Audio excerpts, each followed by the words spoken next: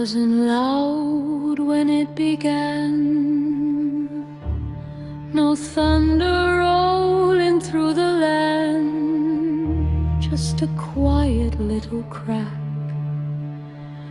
buried somewhere in the past.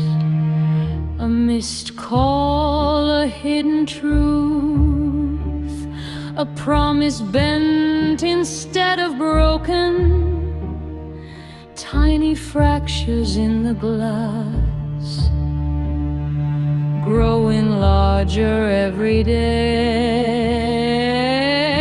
I've heard the sound of loyalty dying,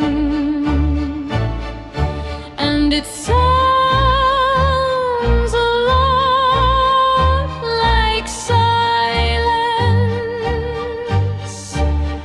like words left hanging in the air, and eyes refusing eye contact. I've heard the sound of loyalty dying, and once you've heard it once, you never mistake it again.